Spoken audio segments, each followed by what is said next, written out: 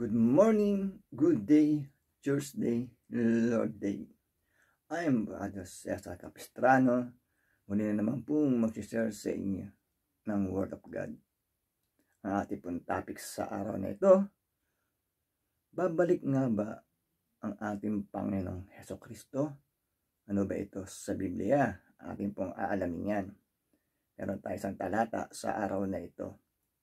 Bago ko po basahin ang talata, tayo po'y manalangin muna. Diyos amang nasa langit, makapangyarihan sa lahat, sambahin ang ngalan mo. Diyos Ama, maraming salamat po sa gabay, biyaya na pinagkakalob niyo sa amin sa bawat isa sa amin. Di po kami magsasawang magpasalamat, Diyos Ama. Sa muli na naman pong pagdilat ng aming mga mata, ay napakalaking biyaya po ito para sa amin. Magagampanan na naman po namin ang aming tungkulin para sa aming sarili, pamilya, trabaho, at kaawaan niyo po kami. Diyos Ama, kung kami po ay nagkukulang sa inyo, papasukin niyo po sa amin ang iyong presensya upang sa ganun po ay lubos namin maunawaan, maintindihan ang salita ng buhay at makapangyarihan. Sa ngalan ng Panginoon Yesus, Amen. Brother and sister, magandang araw na naman po ng linggo. Ang ating topic, ang pagpabalik ng ating Panginoong Hesukristo. Babalik nga ba? Akin na pong babasahin ang talata ay nasa Mateo chapter 24 verse 36 to 44. Ating pong pakinggan maigi sapagkat may pagkatalinhaga po ang aking babasahin.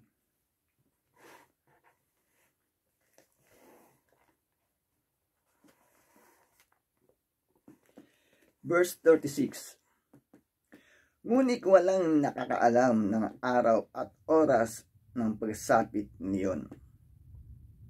Kahit ang mga anghel sa langit o ang anak man, ang Ama lamang ang nakakaalam nito. 37 and 38. Ang pagdating ng anak ng tao ay matutulad sa pagdating ng baha noong panahon ni Noe. Noon, ang mga taing nagsisikain, nagsisiinom at nag-aasawa hanggang sa araw na pumasok sa daong si Noe. 39. Dumating ang baha, ang hindi nila namalayan at tinangay silang lahat. Gayon din ang mangyayari sa pagdating ng anak ng tao. 40.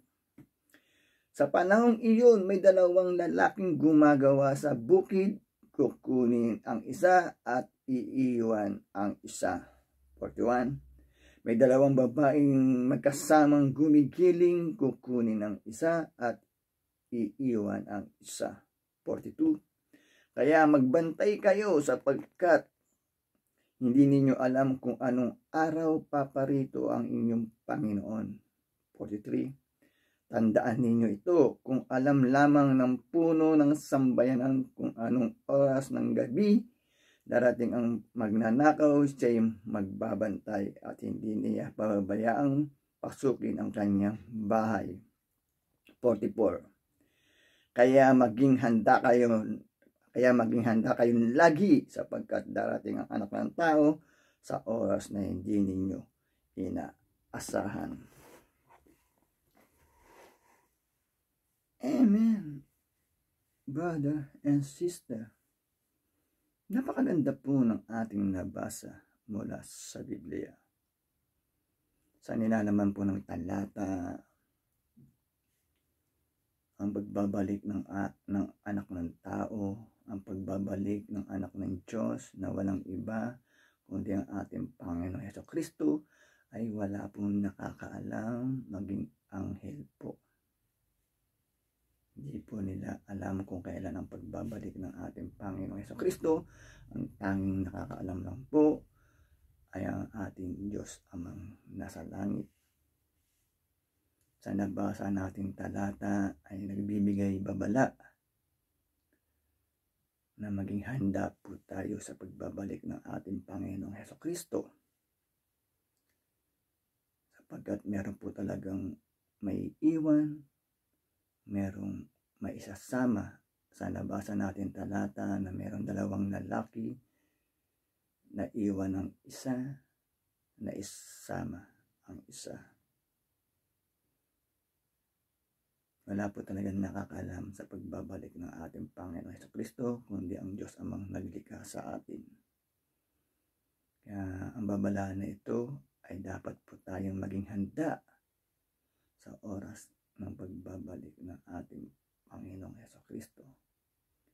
Sapagkat kukunin, isasama ng ating Panginoong Jesucristo ang kumikilala sa ating Diyos Ama at nananampalataya, nananalig sa ating Panginoong Jesucristo. Maging handa po tayo sapagkat mahirap maiwan po dito sa sanlibutan.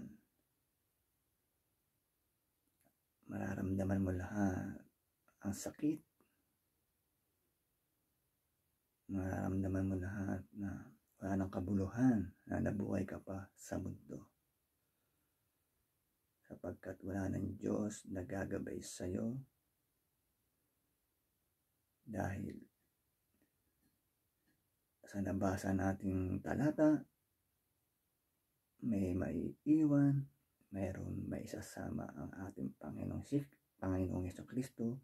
Ito po yung mga sumunod sa kautusan ng kanyang Ama at sumunod sa aral ng ating Panginoong Jesucristo at ang hindi pagsuway at hindi gumawa ng mga pagkakasala sa ating kapwa.